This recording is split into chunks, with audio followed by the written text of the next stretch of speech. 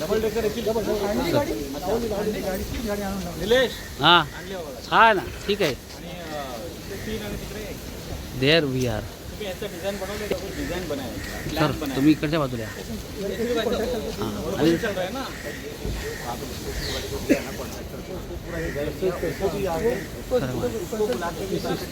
आप स्केच तो तैयार रेडी करो.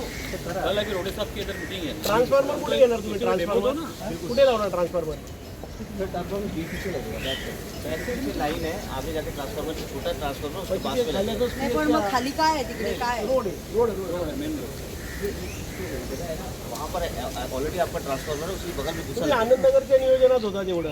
मग हे सगळं कसं साहेबांना हा विषय लक्षात घ्यायला पाहिजे. तो पुरातरी तुम्ही काय करा एक डिझाईन तयार करा. उद्या रोडे साहेबांच्या बसायच्या आधी स्पेस तर तयार करू शकता. तुमचं कोणी इंजिनियर करून देईल काय आपण करतो.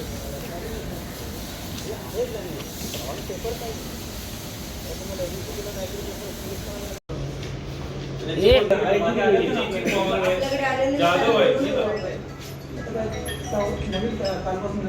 अच्छा सावरे जे कोणी असतील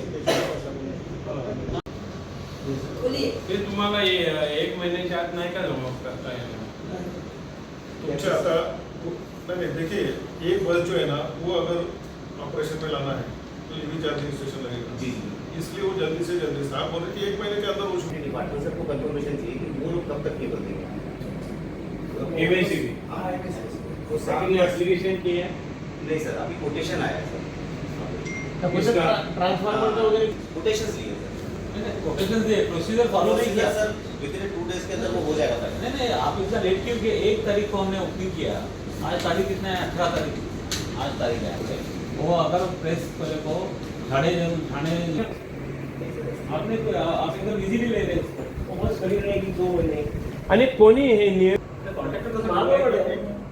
त्याच्या आधी हे ह्या सगळ्या खरं तर 1 मे रोजी जी डबल डेकर बसचं उद्घाटन उपमुख्यमंत्री एकनाथजी शिंदे साहेब यांच्या हस्ते जे झालं होतं ते खरं तर ट्रायल बेसवरच झालं होतं. ज्या 10 बसेस CNG 100 CNGच्या आणि 10 आपल्या चार्जिंगच्या ज्या बसेस आहेत त्या उपलब्ध होणार आहेत. पण त्याच्यासाठी ज्या लागणाऱ्या चार्जिंग स्टेशन्स आहेत किंवा CNGसाठी जे उपाययोजना करण्यात येणार आहेत त्या इथेच वागळ्या स्टेशनलाच करण्यात येणार आहेत.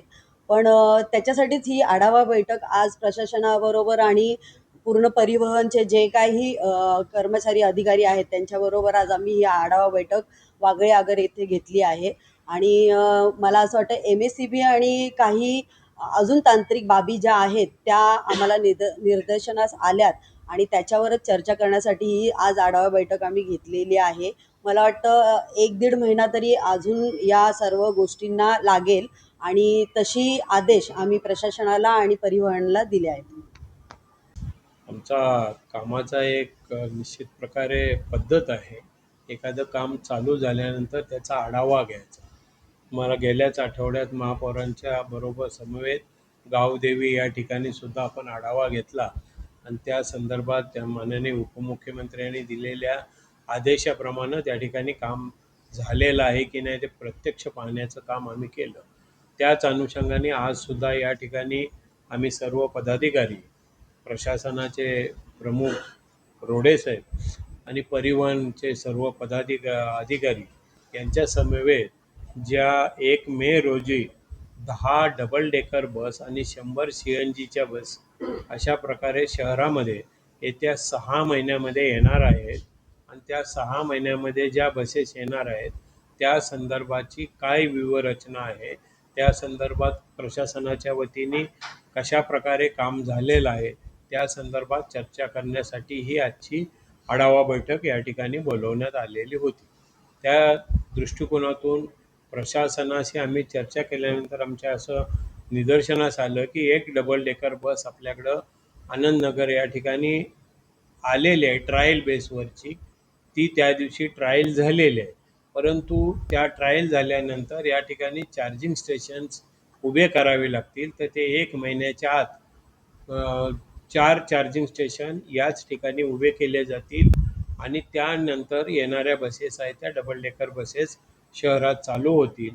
त्याचबरोबर 100 CNGच्या बसेसच्या संदर्भात सुद्धा याच ठिकाणी आपल्याला CNGचं स्टेशनसुद्धा उभारण्यात येईल आणि त्यासुद्धा बसेस चालू होतील असं प्रशासनाकडून माहिती मिळालेलं आहे.